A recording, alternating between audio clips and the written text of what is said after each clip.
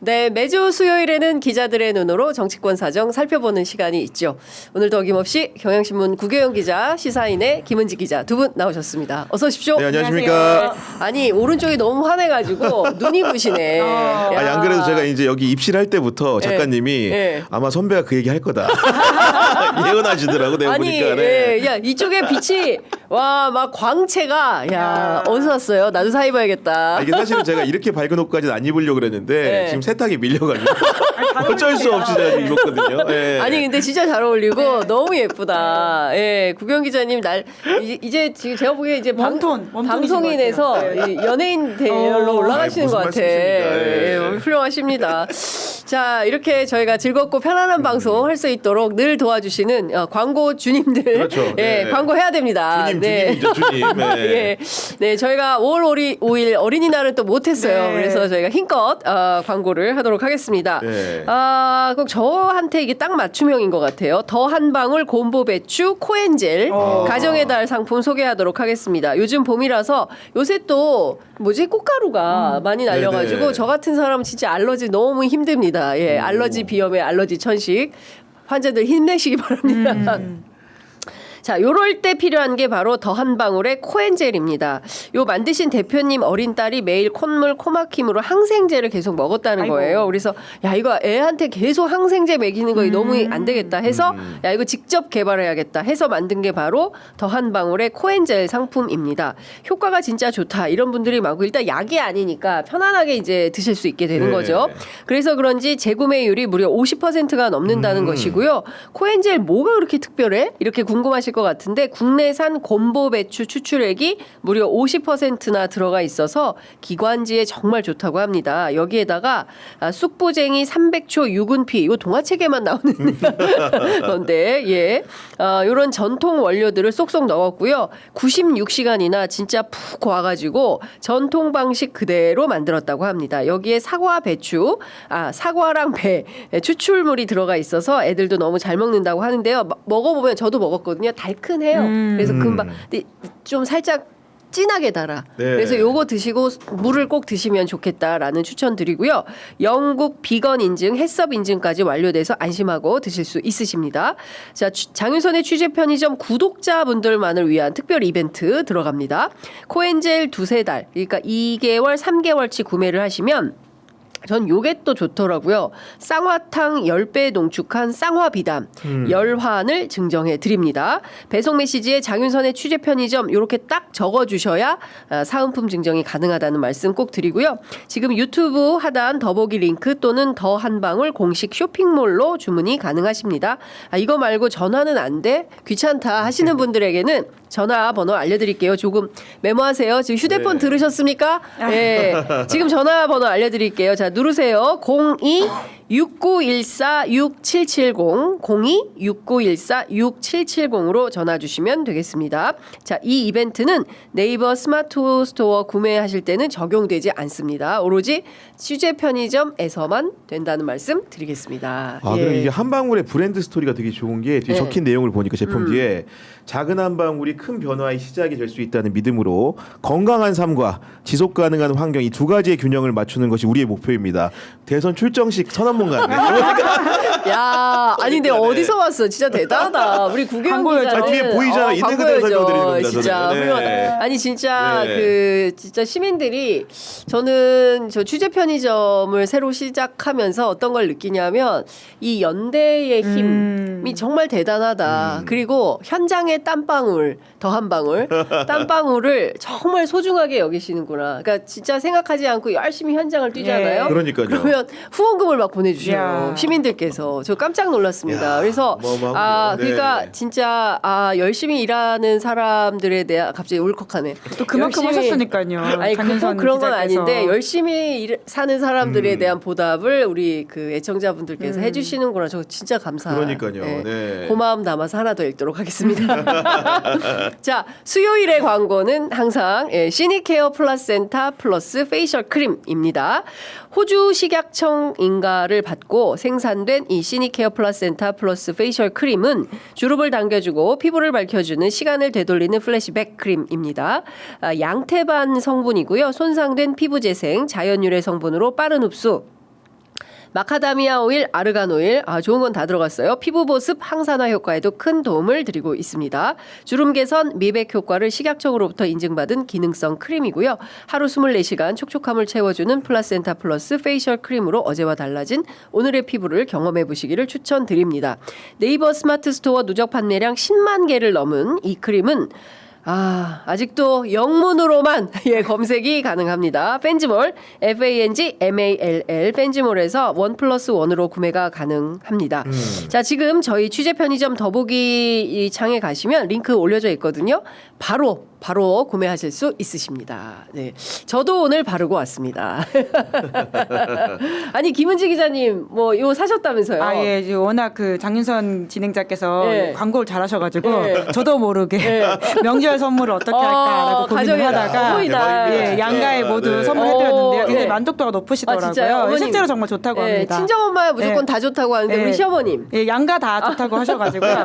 네, 예, 그렇군요. 저는 사실 아직 써보지 못했는데 써보신 네. 분들의 이제 후기가 뭐 솔직한 것들이니까요. 그렇군요. 그리고 뭐 양태반에다가 호주 이런 이야기 들어가니까 안 좋다고 느끼실 수 없을 것 같아요. 양태반의 호주, 엄마들이 무조건 좋아하는 키워드다. 네, 자 우리 구경 기자. 저도 예. 조만간 구매해서 인증하도록 하겠습니다. 이거 뭐 강요 아니시죠? 그러니까 강요 아닙니다. 좋은 제품이니까 사는 겁니다. 지금 네. 구경 기자 어머님 보고 계세요.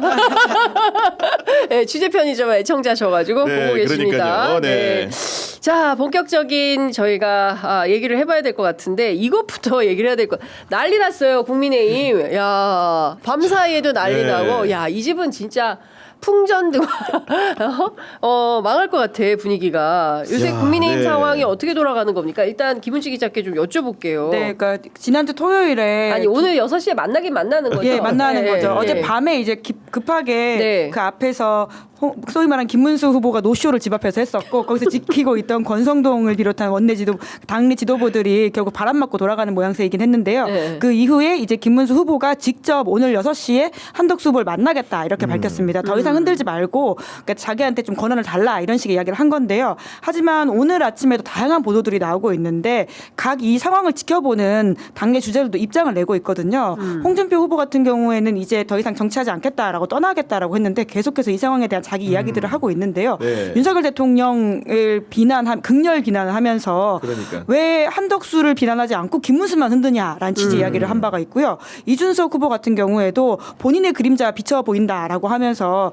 빅텐트 하기 위해서는 자기 과거 상황에 대해서 권영수 비대위원장에 사과하겠다라는 식의 보도를 흘린 적이 있는데 이런 식의 모습을 보이면서 뭘 하냐라는 식의 이야기를 하면서 정말 점입가경의 상황이 가고 그러니까. 있습니다. 아니 그런데 김문수의 사정을 들어보면 저는 개인적으로 그럴만했다고 여기는 것이 불과 5월 3일에 전당대회를 통해서 국민의힘 당대표로 적법하게 선출되지 않았습니까? 아니, 그러니까요. 그런데 갑자기 그날 저녁에 지도부가 와가지고는 7일까지는 물품 주문 같은 걸 다 해야 되니까 단일화를 했으면 좋겠다 이 얘기를 한 겁니다. 그러면 김문수 후보 입장에서 느끼기에는 만약에 한덕수와의 단일화를 패배하게 되면 내가 경선에 3억을 썼는데 3일 당일 빼고 4, 5, 6일 사흘 천하하자고 3일 천하하자고 내가 3억 낸 거냐 돈도 없는데 하루에 1억씩 쓰는 하루에 거네. 1억씩 쓰는 셈이 되는 야, 겁니다. 예. 그리고 게다가 그 4, 5, 6일이라는 거 아시겠지만 일요일 어린이날 공휴일이었어요. 그러네. 공휴일 3일 동안 도대체 뭘 하겠습니까? 예. 단일화를 왜 하겠습니까? 그쵸. 이런 생각이 들었기 때문인 것이고 그 이후에도 보면은 김문수 후보 측 요구했던 게 이겁니다.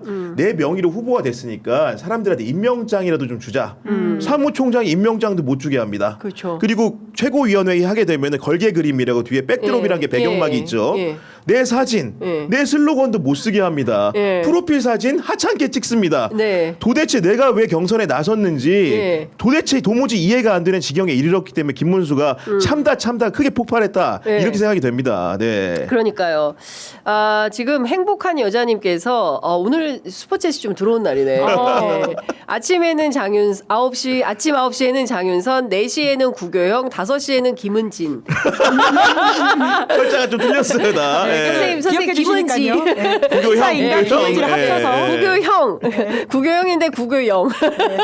좀 구교형 김은지. 감사합니다. 그러니까요. 네. 어쨌든 지금 보면 김문수 입장에서는 이거 이대로는 물러서기 굉장히 어려운 상황인 거예요. 네, 게다가 예. 오늘 나온 또 보도들 보면 공감신문이라고 있는데요. 여기서 단독 보도가 오늘 6시에 김문수 후보가 한덕수 후보를 만나서 어떤 이야기를 할지에 대해서 김 후보 쪽 진짜로? 핵심 관계자의 워딩으로 나온 바가 있는데요.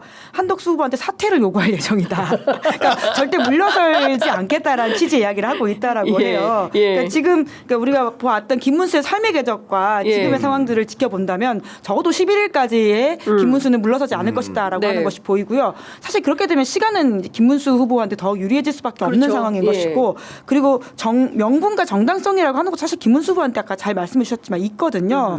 그러다 보니까 당무 우선권을 넘겨라라고 하는 부분에 대한 논쟁도 있는 상황인데 방금 또 뉴스원 보도를 보니까 임명진 목사 있지 않습니까? 네네네. 그 당시 2017년에도 홍준표 대선 후보가 선출되자 비대위원장 사퇴했다면서 권영세는 빠지고 김문수한테 권한 넘겨야 된다 이런 네, 식의 예, 이야기들이 예. 나오고 있어요. 그러니까 예. 굉장히 여러모로 김문수 후보한테는 약간의 힘이 실리는 게 있는 것 같고요. 반대로 이제 유일하게 당 지도부가 지금 가지고 있는 권한이라고 하는 건 오늘 여론조사를 돌려가지고 지금 일정 부분 여론을 만들어 보겠다라고 하는 네. 것이거든요. 네. 그거 외에는 사실은 시간은 김문수의 편이다라고 볼 수밖에 없는 아니 것이죠. 근데 여론조사 돌려서 한덕수 후보가 더 높으니까 당신 빠져. 이거는 폭력이지 않습니까? 아주 폭력적인 거죠. 예, 그리고, 굉장히 예. 엄청난 폭력이고 이 당이 네. 그 말씀하신 임명진 목사 시절에도 단일화 해놓고 윤석열 데려다가 선거 치렀던 거잖아요. 이번에도 그렇죠. 똑같은 거잖아요. 예. 그러니까 똑같은 쳇바퀴를 돌고 있는 거 아닙니까? 그러니까 대선 후보의 당무 우선권이라는 것은 2017년 대선부터 국민의힘이 확립이 된 겁니다. 홍준표 전 대구시장이 대선 후보가 된 다음에 그런 룰을 만든 것이고 그에 따라서 윤석열 후보도 당무 우선권을 행사했었기 때문에 김문수 후보도 자연히 나에게도 그런 권한이 주어질 줄 알았는데 아까 말씀드린 대로 네. 선대위 구성도 안 해줄 뿐더러 심지어는 지금 당 지도부라고 불리는 사람들이 네. 비대위원장 원내대표가 어떤 식으로 겁박을 하냐 오늘 네가 단일화 하는지 마저 상관없어. 전 당원을 상대로 단일화 찬반을 물을 거야. 그것도 기한도 정합니다. 네. 9일까지 단일화 해야 되는지를 묻는다는 거거든요. 그 얘기는 뭐냐? 후보 등록을 하기 전에 이 결과에 따라 무조건 단일화 하라는 포갑에 가까운 상황이기 때문에 김문수 후보 입장에서는 나한테 권한이 있는데 그 권한을 월권을 누가 하고 있느냐? 이런 권한이 권영세에게 있느냐? 권성동에게 있느냐? 정면으로 직격하고 묻는다고 보여지는 겁니다. 네. 네. 그 아까 임명진 목사의 이야기는 본인의 사례를 이야기했던 건데요. 2016년 12월 23일까지 새누리당 비대위원장 맡고 있었고 그 당시에 이제 홍준표 대선 후보가 선출되자 본인이 당 운영권을 대선 후보한테 넘겼다. 그러니까요. 네. 이 이야기이긴 합니다. 그러니까 지금 어쨌든 이 기괴한 상황인 겁니다. 그러니까 국민의힘이 이제 그 소위 얘기하는 윤석열 시대가 되면서 당 대표를 걸핏하면 바꾸지 않았습니까? 막 이준석 쫓아내고 막 김기현 세우고 막 이런 식으로 한동훈 세웠다가 다시 또 쫓아내고 막 이런 전 과정이 있었는데 이제는 대선 후보마저도 윤심이 실리지 않으면 이거 용납하지 않겠다라는 거고 거기에 저는 톰과 제리처럼 막 끌려다녔잖아요. 어제 대구에 내려가다가 갑자기 또 김문수 후보가 올라오니까 대전에서 터내가지고 이게 도대체 뭐 하는 짓이냐라면서 다시 올라오고 저희 기자들은 거기 갇혔어요. 따라서 사실 TK 지역 이제 네, 따라간 상황이었거든요. 네, 네. 그런데 갑자기 김문수 후보가 서울로 간다라고 하고는 가버렸는데 기자들은 이제 그 기차를 구하지 못해가지고 어머. 남아서 계속 그 새로 고침을 누르면서 왜냐면 어제 황금연휴 마지막이었잖아요. 아니, 그러니까. 진짜 그러네. 약간 경과이가. 황당한 상황들의 연속이긴 진짜. 합니다. 아니 근데 김문수 예. 후보는 보니까 KTX를 타고 간 것으로 그래서 보이던데. 저도 유명하게 하더라고. 미리 끊어놓은 거죠. 그건 확인을 아니 그래 못했습니다. 누구는 네. 농담으로 이게 송대관의 차표 한 장 생각난다는 거예요. 나는 상행성, 너는 하행성. 내려가던 지도부 대전에서 멈춰서 다시 턴. 그런 상황 벌어지다 대선을 보니까. 28일 남겨놓은 네. 당에서 이게 있을 수 있는 그러니까. 일인가라는 생각이 들고요. 예. 뭐 개헌까지 제대로 사과하지 못한 당이기 때문에 어떤 뭐 막장극이 치닫을지 또 모르겠다는 생각이 드는데 네. 사실 정말 좀 황당하게 그지없습니다. 그래놓고 사기당했다라는 식의 이야기를 하고 있고 그러니까. 또 일부는 또 김문수 후보 편을 들면서 어제 의총장에서 나경원 의원은 눈물을 또 흘렸다라는 것이잖아요. 네, 예. 그러니까 또 정말 개화 늑대의 시간이다라는 생각이 개화 들고요. 늑대의 시간이다. 이게 도통 뭔지 모르겠습니다. 네, 그러니까 아마도 나경원의 눈물 같은 경우에도 홍준표의 오늘 게시글을 보면 이해할 수가 있는 게 기본적으로 윤석열한테 사기당했다. 예. 이런 생각을 조금은 하지 않는가 싶은 게 그 홍준표가 이번 구도를 정확하게 표현을 합니다. 자기 경험담이라고 하면서 네. 결국은 나를 중심으로 지역위원장들이 모이고 현역 국회의원들이 모였다가 갑자기 한덕수로 선회하는 과정에 당 지도부와 윤석열의 그림자가 아른거린다고 얘기를 한 거거든요. 네. 나경원 의원도 울어도 왜 울었는지 정확히는 모르겠지만 예. 누가 보더라도 윤심을 받고 출마한 걸로 예상이 됐는데 그렇죠. 심지어는 4강 경선에도 탈락을 했단 탈락했죠. 말입니다. 예. 그런 부분에 대한 김문수에 대한 공감대가 예. 낙선한 홍준표, 나경원에게도 형성되고 있는 것이 아닌가. 네. 윤석열에게 맞은 뒤통수 문제가 세게 제기되는 게 아닌가라는 생각이 좀 듭니다. 아니, 네. 이준석 후보도 오늘 그런 메시지를 낸 거잖아요. 예. 내가 겪었던 일에 기시감이 그렇죠. 보인다라고 예. 하는 것이고요. 그러니까 근데, 이 사람들 이제 정신 차리는 거예요? 네.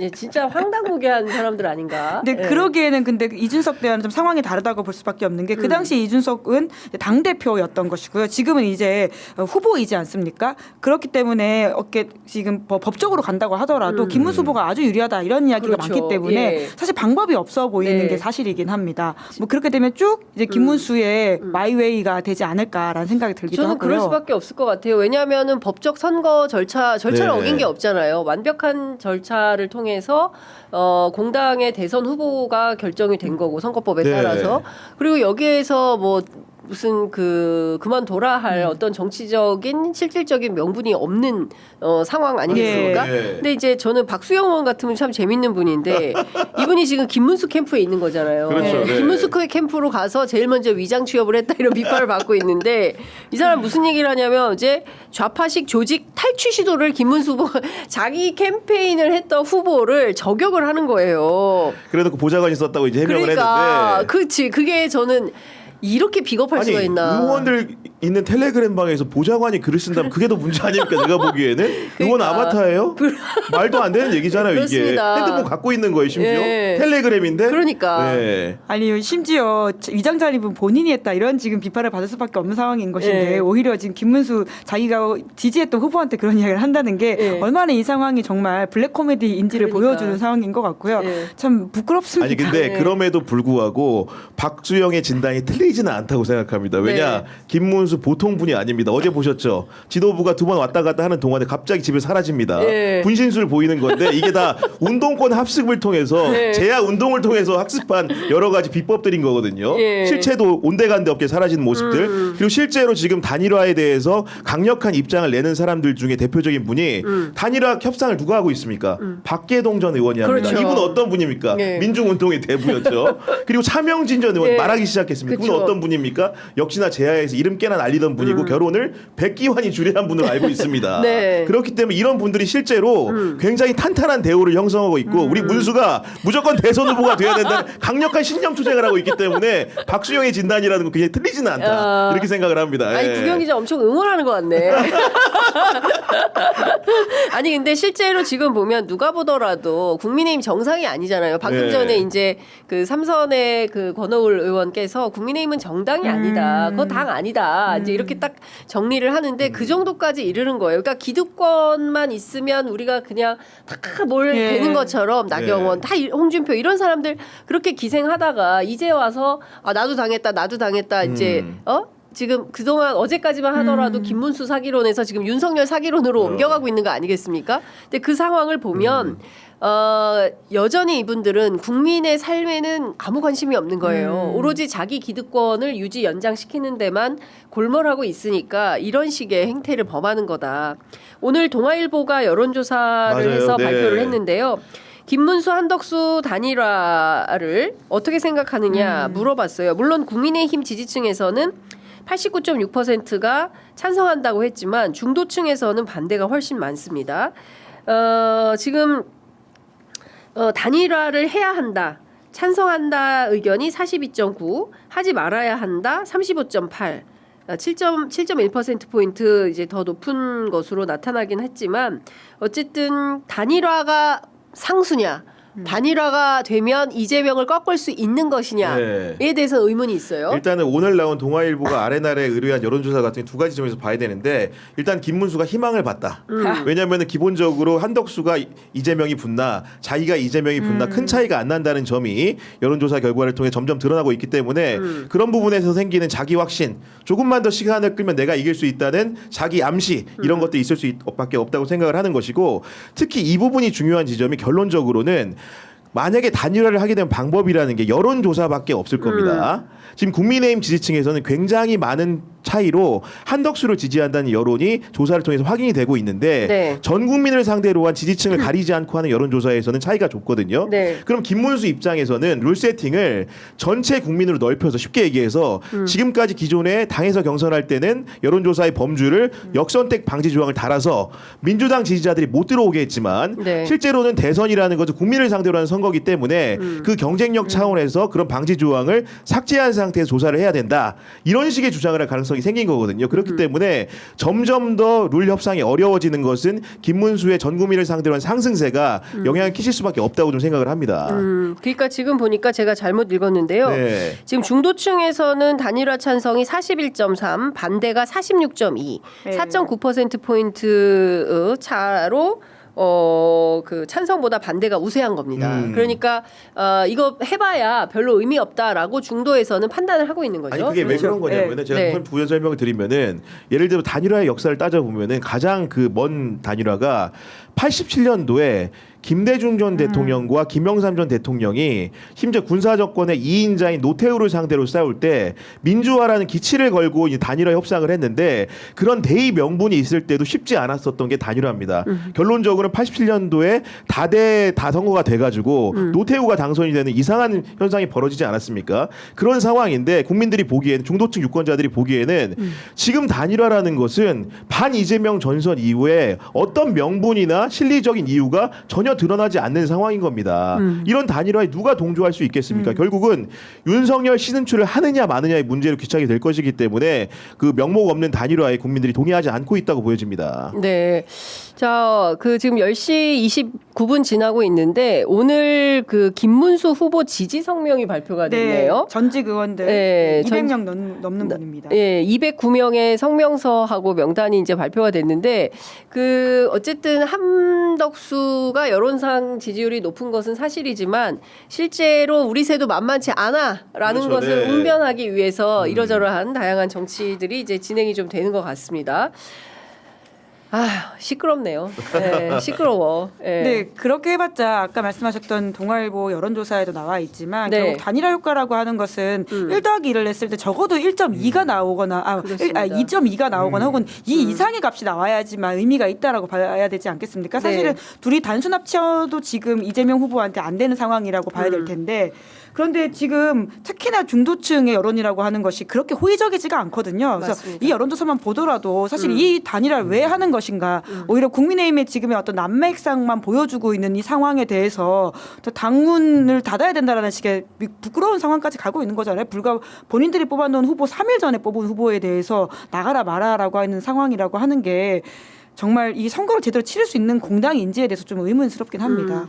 그러니까요. 그러니까 지금 동아일보에서 오늘 발표된 조사를 보면 누구를 갖다 대도 이재명 후보가 양자 대결에서는 52%를 넘는 겁니다. 그러니까 과반, 전체 유권자의 과반 이상이 이재명 후보를 지지하는 걸로 나오고 이제 김문수와 한덕수 차이가 한 3%포인트 정도 차이가 나는 거예요. 네. 그렇기 때문에 그리고 실제로 3자, 양자 대결이 아니라 3자 대결에서 이재명, 김문수, 이준석 또는 이재명, 한덕수, 이준석 했을 때도 김문수, 한덕수 표차가 1%가 안 나요. 0.9% 이 정도 나는 거기 때문에 김문수 입장에서는 이거를 내가 내놓을 이유가 없다라는 생각을 할 수밖에 없는 거 아닌가 싶어요. 네, 그리고 실제로 이제 그런 이야기들을 하잖아요. 당 지도부들이 이번 단일화에 실패하면 역사의 죄인이 된다. 이런 식의 이야기를 하는데 내란과 계엄을 저지른 사람들이 역사의 죄인인 것이지 이 선거에 단일화를 하지 않았다고 해서 진다라고 하는 것에 그 프레임을 가져도 된다는 게 그러니까요. 얼마나 네. 효과적일까에 대한 좀 의문이 있고요. 그리고는 결국은 이것은 향후 당권을 염두에 둔 싸움이라고 모두가 지금 알고 있는 그렇죠. 상황이잖아요. 네. 한동훈 후보가 그런 이야기를 했고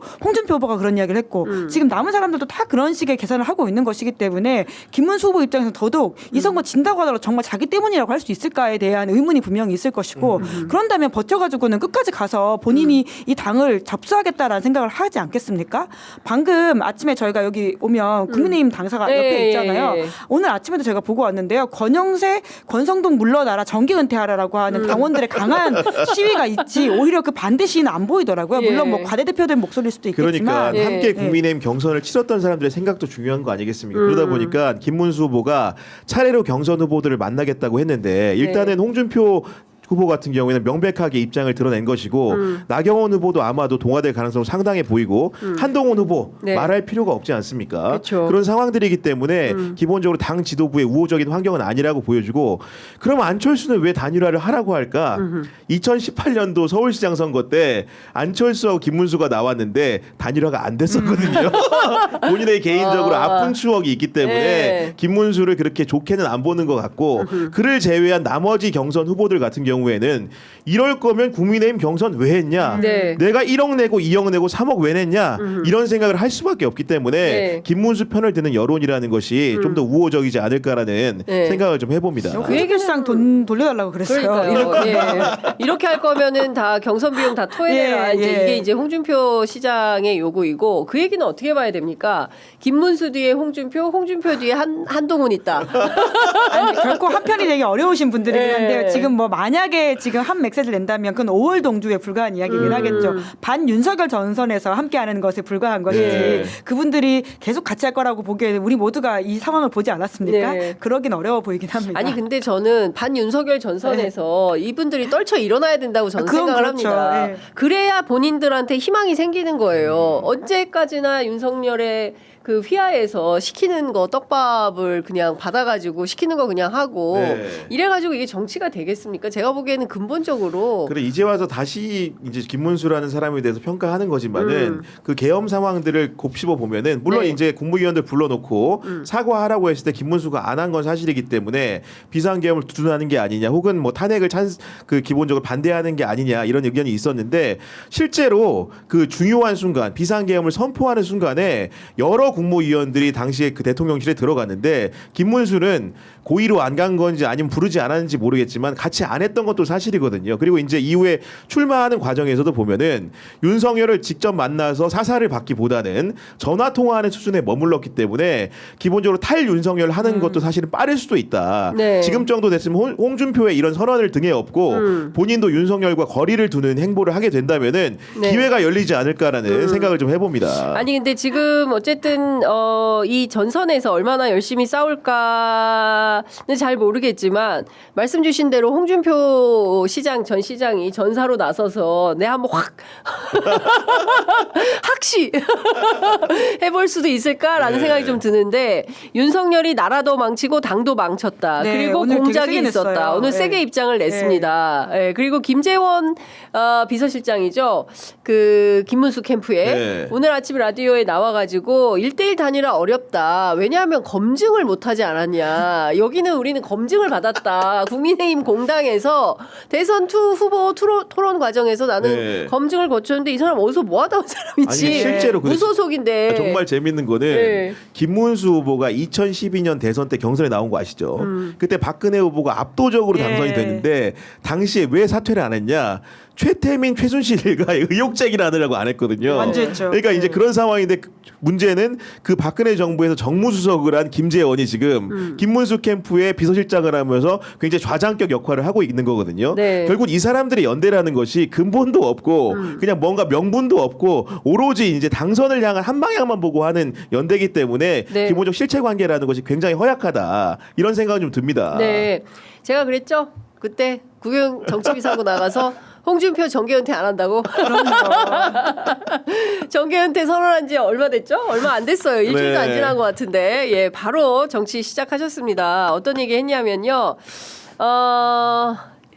무상열차 노리고 윤석열 아바타를 자처한 한덕수 왜 비난 안 하냐. 그러니까요. 예, 이런 네. 얘기를 하고 있습니다. 김문수로서는 이들의 음험한 공작을 역이용했고 이때부터 나는 이 더러운 반에 더 이상 있기가 싫어졌다. 이런 얘기를 지금 시작한 겁니다. 근데 네. 이게 말뿐이 아니라 사실은 우리들은 다 봤잖아요. 기자들은 다 봤고 국민들은 다 아는데 그들만의 리그 안에서 안 보였던 거예요. 왜? 욕심.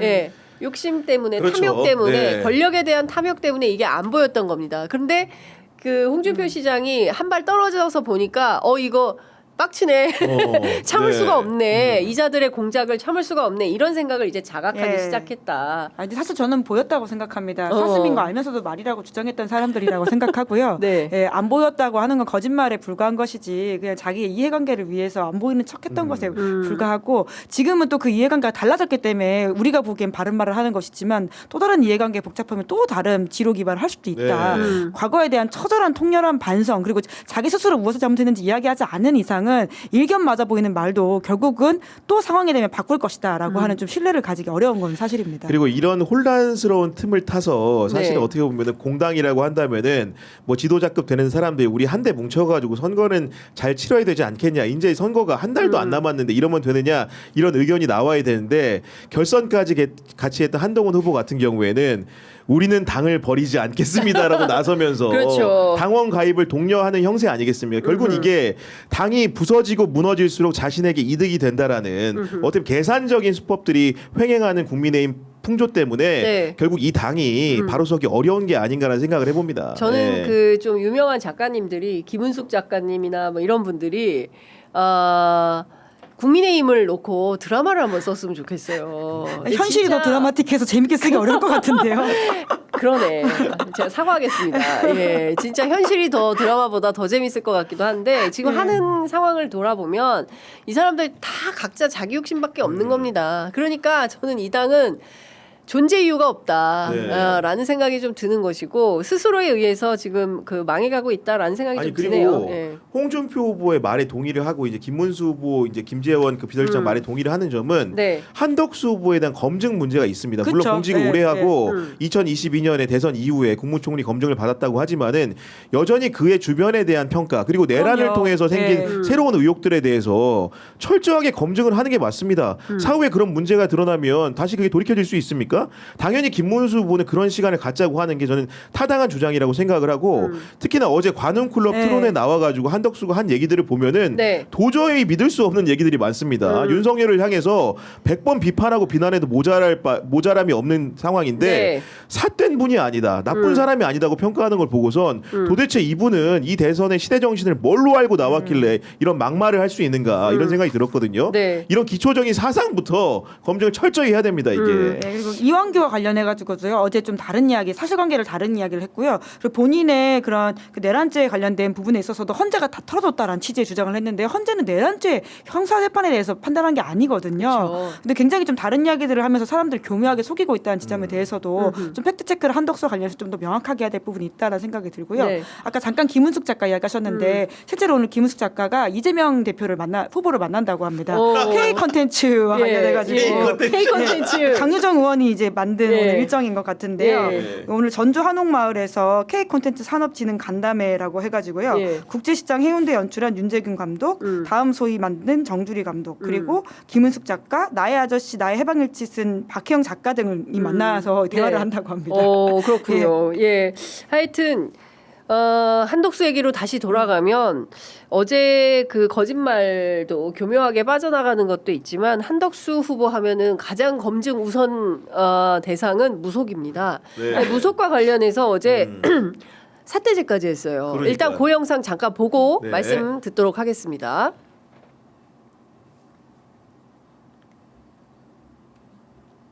한덕수가 방해하나? 한덕수가 방해하나? 한덕수 쪽에서 저희가 지금 보면 어제 새빨간 벼라말기가 거짓말이다라고 했죠. 새빨간 네. 박지원 의원을 향해서. 예. 향해서 이제 예. 한국경제신문 기자가 예. 질문을 하니까 그분 얘기는 새빨간 거짓말이다라고 네. 하면서 손가락질 삿대질을 하는 장면인데 맞아요. 그거 일단 보겠습니다. 더구나 대한민국의 국정원장을 하셨던 분이 그러한 얘기를 새빨간 거짓말을 그렇게 아무런 양심의 가책도 없이 말씀을 하실 수 있다. 저는 거기에 너무 실망을 했습니다. 제가 알던 박지원 전 DJ 비서실장이 아닙니다. 그분이 말씀하신 모든 얘기는 철저하게 새빨간 거짓말이고 저는 그런 정도의 양심과 그런 지성은 우리 박지원 실장님이 가지고 계시다고 저는 지금도 믿습니다. 더구나 네.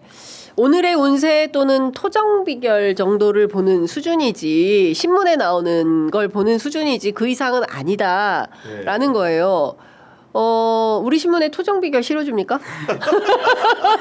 뿐만 아니라 사실은 네. 그 한덕수 이제 후보의 총리 청문회 때 이미 이 이야기들이 좀 나온 바가 있는데요. 그 2012년 8월에 그 매경 이코노미에 그 조영은 씨라고 있거든요. 네. 그분이 그런 이 관련 무속이라고 하기 좀 그렇긴 네, 합니다만은 이런 유의 이야기들을 많이 이제 그 칼럼으로 써오신 분인데요. 실제로 그 한덕수 후보의 배우자와 관련돼 있는 무속에 대한 비상한 관심에 대한 그래서 예지몽을 껐다든지 뭐 이런 식의 이야기를 어떻게 했던가 아주 상세하게 풀어져 있어가지고 과연 이게 박지원 의원의 새빨간 거짓말로 볼 수 있는 것인가? 제가 사석에서 들었던 박지원 의원이 전해준 이야기는 사실 더 풍부하던데요. 본인이 약간 우정을 지키기 위해서 마지막 건 참고 있다 이런 취지의 이야기를 하시더라고요. 그런 것만 보더라도 과연 지금 한덕수의 저런 반응이 진짜일까라는 네. 좀 의문이 들긴 합니다. 김은지 기자 사석에서 들은 얘기 조금만 해주세요. 박지원 의원 모시고 따로 불러서 이야기를 좀 끌어내시면 될 것 같습니다. 다음 주 화요일에 네, 이제 나오시니까요. 김은지 예. 김은지 기자한테 무슨 얘기 해주셨는지 저희 프로그램 나오셔서 말씀을 그리고 해주시면 되는데. 체험담, 목격담이 생각보다 많고요. 아이고, 유선희 기자님 얘기 좀 그리고 실제로 해주세요. 우리 기자가 실제로 네, 경향신문. 만났을 때도 예를 들면은 손금을 바로 보고 네. 그리고 얼굴도 이제 가만히 있어 보면서 관상도 보는 현상이 처음 만났는데 벌어졌기 때문에 생각보다 증인들이 많이 있습니다. 결국 네. 본인이 저렇게 공개적인 석상에서 새빨간 거짓말 6자로 얘기할 거면은 명백한 근거를 가지고 얘기를 해야 되는 것이겠죠. 예를 들면 총리실에 뭐 나무를 배웠다라는 조국혁 신당의 주장이 있다면 실제로 우리가 나무를 안 배웠다. 네. 점집을 자주 간다는 얘기가 있으면 점집을 간 적이 없다. 네. 이렇게 해야지 반증이 되는 것이지 그냥 말 그대로 이제 그 추상적인 언어로 네. 6자로 새빨간 거짓말 얘기하면 다 해결이 되는 겁니까? 그러니까요. 그렇기 때문에 이분에 대해서는 검증의 시간이 필요한 것이고 언론의 검증이 숙성된 다음에 단일화를 하는 것이 김재원 비서실장 말 맞다나 맞는 것이다. 이렇게 생각이 듭니다. 그러니까요. 네. 보통 수준의 해몽가가 아니다. 선견몽을 꾸신다. 이제 이런 것이고. 그리고 사실은 뭐 무속과 관련해서는 김건희 어머니급이다라고 이미 일찌감치 박지원 얘기를 의원의 했고 폭로죠. 예. 그리고 이제 최종 후보가 되면 그때 본인이 말씀하신다고 했어요. 그런데 못한다. 네. 결국 한덕수의 꿈은 좌절될 거다. 이제 이런 얘기를 박지원 의원께서 하셨는데 내일 다음 주 화요일에 나와서 어떤 말씀하실지 좀 들어보도록 하고. 그리고 최영 씨에 대해 가지고 어제 한마디를 했던 게 극렬하게 출마를 반대했다는 얘기를 했는데 사실은 그 얘기도 이제 고지고대로 부부간의 관계이기 때문에 사적인 대화라서 모르지만은 정말로 이렇게 세간에 알려진 대로 성경목을 푸는 분이 나오지 말라고 했으면 자기 출마를 다시 한번 생각을 해봤어요. 네. 지금 반대를 무릅쓰고 지금 나왔다는 거 아니겠습니까? 그렇죠. 아니 어제 네. 조미덕 기자 얘기해 준 네. 것도 뭐 그 변호사들을 너무 많이 써가지고 이 돈을 어떻게 할 비용 거냐 문제나 이런 건데 문제가 그런 설이 있다는 얘기가 설이 있는 있다, 건데 이제 얘기도 하고 그러니까 결국은 단일화를 서두르는 문제도 많은 사람들이 생각하지만은 11일 이후에 무소속 후보로 레이스를 하게 되면은 네. 공당의 지원을 못 받기 때문에 그런 천문학적인 금전적인 짐을 한덕수가 질 수 없을 것이다 이런 관측에서 비롯된 얘기들이 많지 않습니까? 그러니까요. 예. 그러니까 저는- 시간은 김문수 편이라니까. 검증도 해줘. 네. 돈도 모자라. 예, 그러니까 네. 어렵다. 거기다가 그 얘기도 했대요. 백재권 관상가 네. 백재권 씨가 그 얘기를 했다는 겁니다. 한덕수는 암컷 기린상이다. 욕심내면 실패한다. 그러니까 제가 보기에는 대세나 여러 가지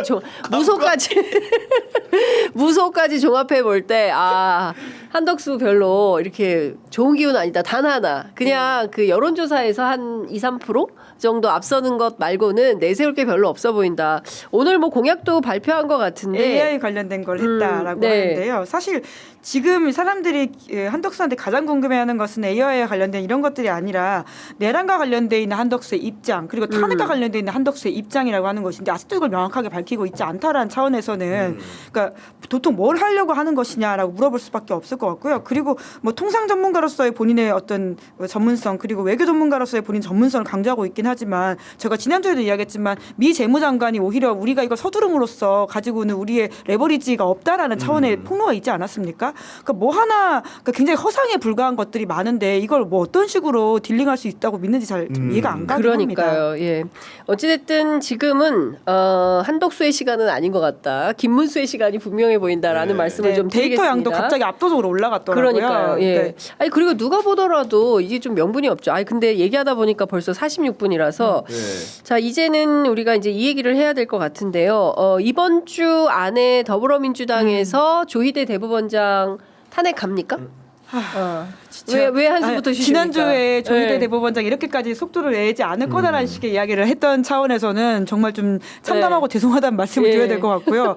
이렇게 정말 참정권을 그 사법부가 방해하는 식의 상황이 올 거라고는 상상을 못했어가지고 네. 그러니까 좀 잘못된 예측을 했던 바에 있어서는 먼저 사과를 드려야 되겠다는 생각이 들어서 한숨을 좀 쉬게 되긴 했습니다. 그 민주당에서는 지금 여튼 15일로 파기환 송심이 잡혔기 때문에 15일을 데드라인으로 그러니까 지금 말은 12일이긴 한데요. 뭐 그 속내는 15일을 좀 잡고 있는 것으로 보이고요. 정말 거기에 맞춰가지고 요이 땅을 모든 걸 좀 해야 된다라고 보는 지점들이 있어 보이긴 합니다. 네. 특히나 이제 송달과 관련해서는 어제 좀 알아보니까 조우 송달이라고 해서 직접 만나서 이제 줄 경우에 어떻게 해야 될지에 대한 좀 걱정이 있다라고 하는데요. 선거 예. 중이기 때문에. 예. 네. 그런데 이제 그것도 이게 법률 용어가 아니라면서요, 조우송달이. 예, 법률 용어는 아닌데 우연히 마주쳐서 전달하는 컨셉. 네. 예. 그런데 이게 2017년에 고영태 사례가 있었다는 거예요. 2017년에. 예, 고영태가 헌법재판소에 계속 증인으로 나오지 않고 있어가지고는 예. 헌재가 이걸 어떤 식으로 송달해야 될지를 계속 고민을 하다가 실제로 형사재판에 나와 있는 고영태 씨를 만나가지고는 조우에서 줬대요. 네. 그런데 이 조우 송달의 핵심 조건이 뭐냐면 조우 송달의 효력이 발생하려면 받는 즉시 이 사람이 주소가 한국에 없어야 된다라고 해요. 네. 근데 한국에 주소가 있잖아요. 그럴 경우에 내가 받지 않을 거예요라고 거부를 하면 효력이 발생하지가 않는데요. 그래서 조우 송달을 실제로 한다고 하더라도 이재명 대표한테 지금 그게 효력을 발생하지 않을 것이다 이런 이야기를 그러니까 어제 듣게 송달의 됐습니다. 방법도 방법인데 결국은 언제까지 전달을 하느냐의 문제가 남은 겁니다. 기본적으로 네. 형사소송법상에 15일이 재판 기일이기 때문에 적어도 5일 전까지는 그렇죠. 해야 되는 거 산입되지 않는 날짜를 계산하면은 예. 9일까지 전달을 해야만 15일 날 재판이 가능한 겁니다. 그렇죠. 15일 날 재판이 가능해야지 안 나오게 되면 또 추가로 열고 변론 종결하고 선고할 수 있는 상황이기 때문에 일단 15일 재판을 무의로 돌리는 게 제일 중요한 거기 때문에 9일까지 전달이 되느냐 마느냐의 문제. 근데 조우송달로 이제 당사자에게 직접 전달할 수도 있지만은 지난번에도 보게 되면 우편으로 보내다 안 되니까 이재명 의원실의 보좌관을 통해 대리로 송달한 경우도 있거든요. 그런 여러 가지 상황들이 열려 있기 때문에 결국은 이것은 법원이 반드시 출석시키겠다는 의지를 가늠할 수 있는 가늠자가 되는 것이고 9일까지 그런 그 서류를 송달이 당도하느냐 마느냐의 문제, 이 문제가 사실은 첫 번째 큰 시험대가 될 것 같고 그 여하에 따라서 그 민주당 같은 경우에는 조희대 대법원장에 대해서 바로 본회의에서 표결을 하진 않겠지만은 지난번 최상목 케이스처럼 최대한 법사위라든가 본회의의 안건으로 상정할 수 있는 네. 기초 조건을 마련해 놓는 수준까지는 갈 수도 있겠다 이번 주 안에 네. 이런 생각을 좀 해보게 되고 그게 금요일까지 9일까지 결정에 달려 있다, 송달 여부에 달려 있다고 이렇게 생각을 합니다. 네. 일단은 그 어제까지 하고 오늘 이재명 후보의 일정이 어떻게 되는지를 제가 확인을 지금 해봐야 될 것 같은데,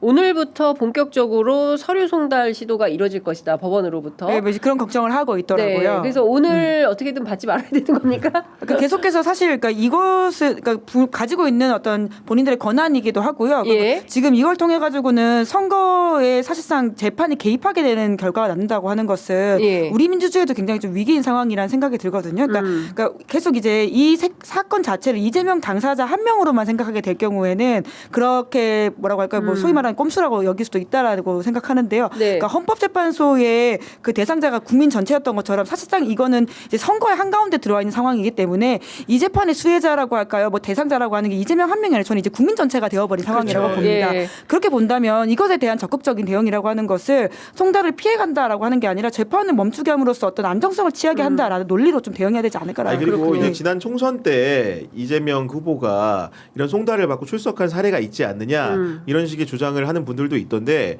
그때는 총선이고요. 네. 이번엔 대선입니다. 기본적으로 후보 개인이 전국 선거를 오로지 혼자 후보로서 전체를 떠안아서 치른 선거이기 때문에 그리고 이제 유세의 반경이라는 것도 물론 총선도 대표 자격으로 지방에 가긴 하지만 당시 인천 계양이 본인 선거구였고요. 네. 이번 같은 경우에 전국이 선거구입니다. 그렇기 때문에 지방 일정들이라든가 여러 가지 그 감안을 하더라도 그렇고 헌법 116조에 선거 참여하는 사람에게 기회균등을 보장해야 된다는 원칙이 있습니다. 그렇기 맞습니다. 때문에 모든 선거인에게는 선거에 나가는 사람에게는 그런 권한을 독립적으로 균등하게 보장을 해야 되기 때문에 그 위헌적이고 반헌법적인 처사를 하지 않으려면 적어도 유세 기간에는 그 선거 활동을 보장을 해야 된다. 그 얘기는 재판을 대선 이후로 미루는 게 좋다. 이렇게 좀 생각이 됩니다. 네.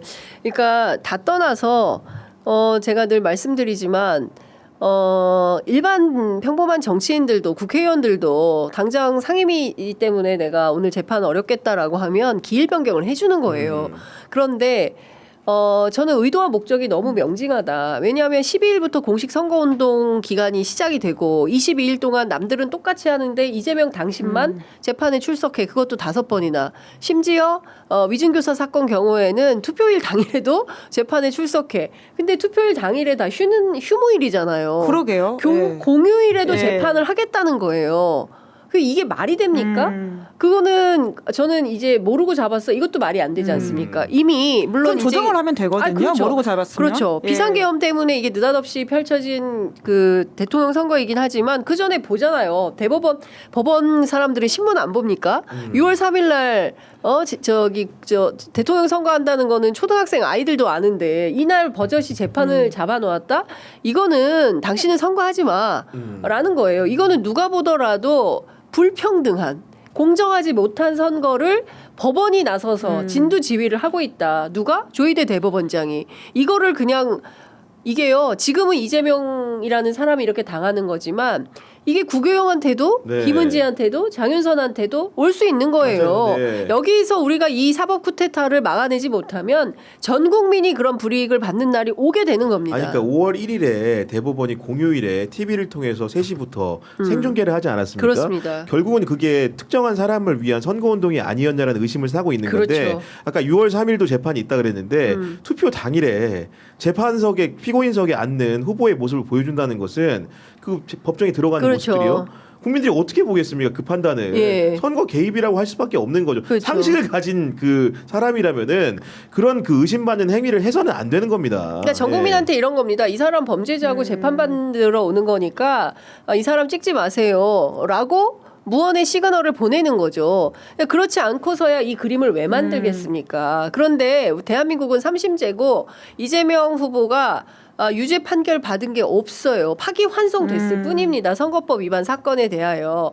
그리고 윤석열이라는 사람이 지난 대선에서 했던 거짓말의 사이즈를 비교해 보면 훨씬 위중합니다. 네. 근데 이제 수사에 착수한 거잖아요. 그러니까요. 네. 이 자체의 이 불공평을 다 어떻게 할 겁니까? 그러니까 애초에 이제 기소의 문제점들은 많이 그렇습니다. 지적하지 않았습니까? 예. 그러니까 공직선거법이라고 하는 게 적절하지 못한 자격을 가진 후보자가 당선됐을 경우에 우리 민주주의에 끼칠 해악에 대한 문제점들을 지적함으로써 그런 법적 효력을 가지고 있는 것인데요. 사실은 낙선한 후보자의 이제 허위 발언이라고 하는 것은 이미 낙선으로서 그것에 대한 평가, 유권자의 평가는 다 이뤄졌다라고 봐야 되는 게 있거든요. 근데 그럼에도 불구하고 그 당시에 검찰이 기소함으로써 공소권 남용이다 이런 비판들을 산 바가 있는데요. 네. 이런 이야기는 저희 같은 사람들만 하는 게 아니라 오늘 이제 부산지법 동부지원 노행남 판사가 그 법원 내부 이제 통신망 코트넷에도 올렸다라고 하는데 똑같은 지적을 했습니다. 그러니까 지난 선거에서 상대 후보였던 윤석열은 한 털럭의 거짓도 없이 오로지 사실과 진실만 말했냐. 윤석열 행위보다 이재명 행위가 더 악랄하냐라는 지적을 하면서 어떤 이야기를 하냐면요. 이 사법부에 대한 특히 조희대 대법원장에 대해서 너희들이 주권자 같지 아니야. 너네들은 내 밑이야라고 하는 이야기로 들린다. 이번 대법원 판결에서 맞아요. 아주 네. 거세게 비판을 했습니다. 아니 왜냐면은 그 윤석열은 소환 통보를 받는 과정, 공수처로부터 경찰로부터 네, 예. 체포영장을 집행하는 과정 어떻게 했습니까? 그렇습니까? 근데 그런 사람을 법원이 구속 취소하지 않았습니까? 예. 근데 예를 들면은 윤석열을 부를 때도 집행관이 직접 가서 정말로 인편으로 가가지고 나오라고 했습니까? 처음에 우편으로 보냈죠. 폐문 부재라서 문이 닫혀 있고 사람이 없어서 안 됐다며요. 네. 도달이 안 됐을 때 하는 게 바로 인편을 쓰는 건데 그런 절차도 생략하고 바로 사람을 보낸다라는 것은 어떤 의미로 받아들여야 됩니까? 기본적으로 법이라는 것이 집행이라는 것이 공평하지 않다, 공평무사하지 않다라는 인식을 우리 유권자들이 가질 수밖에 없는 거겠죠. 네. 자, 지금 오늘 국회 법사위에서 조희대 대법원장 청문회 채택하는 것과 관련해서 지금 다른 트랙에서 저희가 이 보도를 해드리고 있는데요. 그 조희대 대법원장의 아주 명백한 그 사법 쿠데타 의도에 대해서 그냥 묵과해서는 안 되겠다라는 생각이 좀 드는 아침입니다. 어쨌든 지금 그 이제 투표 지금 선거가 D-27일입니다. 네. 그렇죠. 네. 이제 한 달도 안 남았어요. 한 달도 안 남은 이 선거 복판에 대법원이 끼어들어가지고 좌지우지하겠다. 이거는 우리 이거는 이제 진보 보수의 문제도 아닌 것 같아요. 아니, 그럼요. 기본권의 네. 문제인 것 같아요. 아 그렇죠. 그러니까 네. 사람들이 가지고 있는 문제의식이 그런 것이죠. 그러니까 이재명을 안 뽑아도 내가 안 뽑는 것이지 왜 대법원에서 그 그렇지. 과정 자체를 박탈하느냐라는 거지 않겠습니까? 예. 안 뽑아도 내가 안 뽑지 왜 아예 못 뽑게 하느냐 그 기회를 아예 법원에서 박탈하고 하는 것이 과연 적절하느냐에 대한 문제 제기인 것 같습니다. 그러니까 법원은 지금 이러한 상황에 대한 사람들의 문제의식을 단순히 이재명 지지로 이해해가지고는 무언가를 한다면 정말 오판한다는 생각이 들고요. 이것은 민주주의의 참정권에 관련된 우리 시민들 지금은 주권자의 시간이란 말 많이 하지 않습니까? 거기에 대한 시간인데 법원이 이에 대해서 사실상 대통령 후보를 날려버리는 방식으로 선거에 개입한다라고 하는 것은 네. 스스로 자중해야 되는 것이죠. 그렇습니다. 그러니까 진짜 이런 거죠. 이제 대법원의 선고 이후에도 이재명 대선 후보에 대한 지지도는 변함이 없는 겁니다. 오늘 발표된 동아일보 조사에서도 마찬가지고 그리고 JTBC가 지난 4일에서 5일 사이에 했던 3자 대결에서도 그렇고 중앙일보 조사도 마찬가지고 MBC 조사도 그렇습니다. 그러니까 전반적인 흐름이 월요일에 발표된 리얼미터 조사도 그렇죠. 그러니까 이번 주에 발표된 모든 조사들이 그 어떤 상황이 펼쳐져도 압도적으로 이재명 후보가 선두를 달리는 거예요. 그러니까 여기에서 소위 얘기했던 조선일보식의 이제 윤희 동시 재거론 이런 것이 대법원에 의해서 발동이 좀 되고 있다. 그런데 현직 판사들마저 나서서 문제 제기를 하고 있고 이제 우후죽순으로 문제가 나올 거라고 생각을 하고 근데 지금 이 순간 대법원이 어떤 결정을 할까? 법원이 어떤 결정을 할까? 이것도 굉장히 중요한데 법조기자 하셨잖아요. 어려울 때마다 물어보는 정말로 이재권 판사 같은 경우는 대법관 뭐 신청도 하고 했었다는 거예요. 네. 이제 저 떨어졌지만 이번에도 대법관 하고 싶은 욕심에 조이대 끈을 잡은 거 아니냐라고 김승원 의원은 의심을 합니다. 뭐 사실은 그 윤석열 이란 사람하고 연수원 동기라는 얘기도 있고 여러 가지 뭐 이렇게 소문이 돌고 있는데 네. 그 적어도 저는 이제 예전에 제가 이제 출입을 했을 때도 법원에 있는 개개에 있는 판사들의 양심은 믿자는 주의였는데 이번에 그 법원의 지휘부라고 할 수 있는 대법원장을 위시한 대법관 10명의 행동을 보면서 굉장히 황당무계했습니다. 그렇다 보니까 그 남은 양심들이라는 걸 과연 신뢰할 수 있을까 이런 상황이고 국민적 마음도 똑같을 것 같은데 네. 일단은 정말로 그 법관의 양심이라는 것은 사건을 객관화하고 그 앞에 전지전능하지는 못할지언정 그 앞에서 굉장히 어떻게 보면 자기를 내려놓고 판단을 해야 된다고 생각을 하거든요. 네. 그런 측면에서 생각을 해본다면은 27일밖에 남지 않은 대선에서 방법이라는 것은 이재명을 굳이 피고인석에 앉혀서 그 파기환송심의 대법원의 손을 들어주는 방식으로 선거에 개입하는 것이 과연 역사에 어떤 식으로 남을 것인가 정말 진지하고 공정하게 생각을 한다면은 그런 결론을 내려서는 안 된다고 생각을 하고요. 그러니까 저는 지금도 믿고 싶습니다.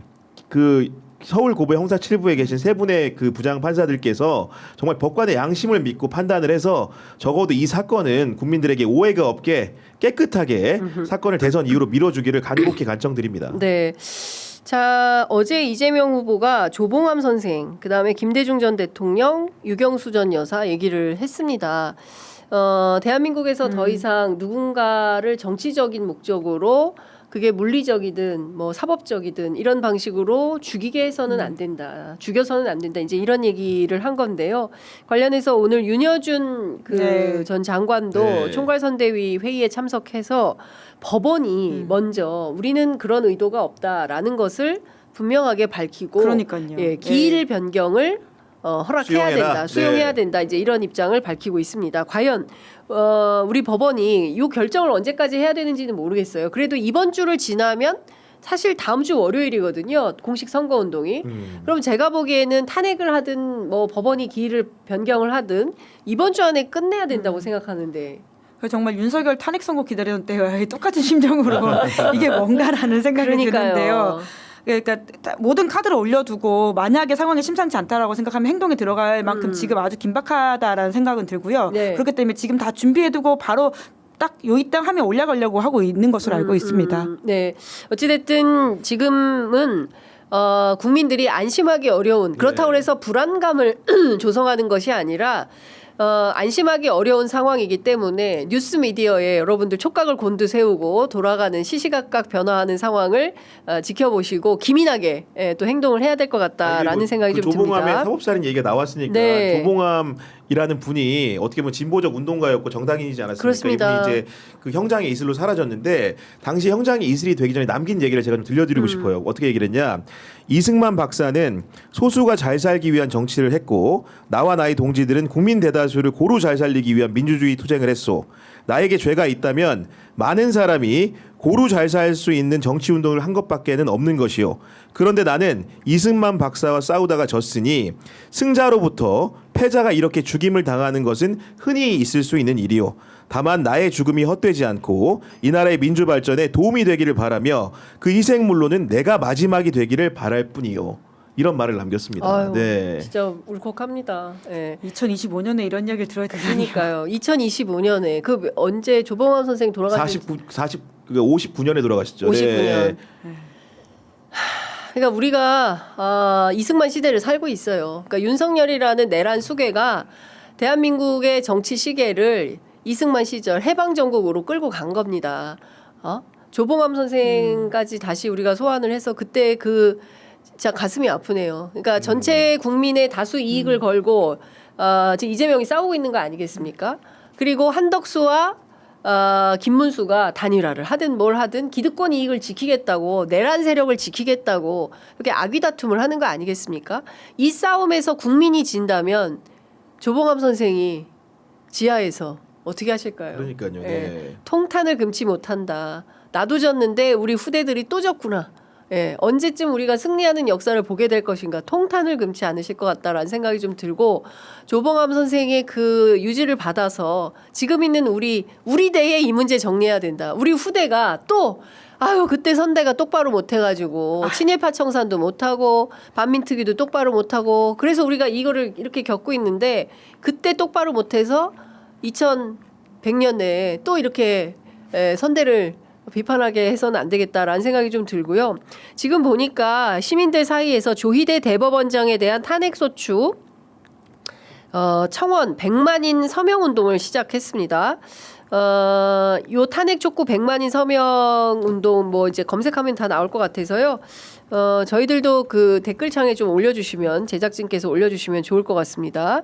어쨌든 지금 1,358명 했대요. 그러니까 이번 주 안에 어떻게 해서든 이틀 만에 100만 만들어서 조희대 대법원장에 대한 탄핵 촉구 100만인 서명운동에 여러분들께서 적극적으로 동참해서 이 나라의 민주주의를 함께 지키면 좋겠다라는 당부 말씀 좀 드리겠습니다.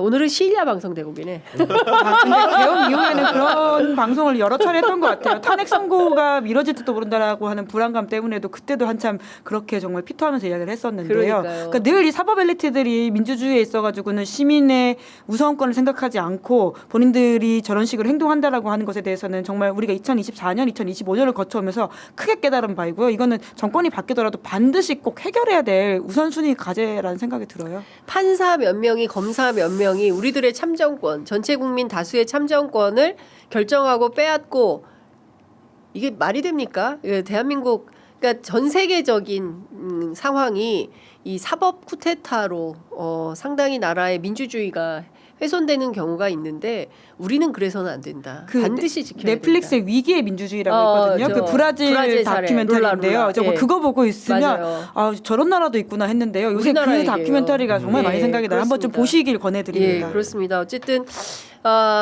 친절한 영화 안내까지 감사합니다. 오늘 두 분 말씀은 여기까지 듣겠습니다. 네. 고맙습니다. 감사합니다.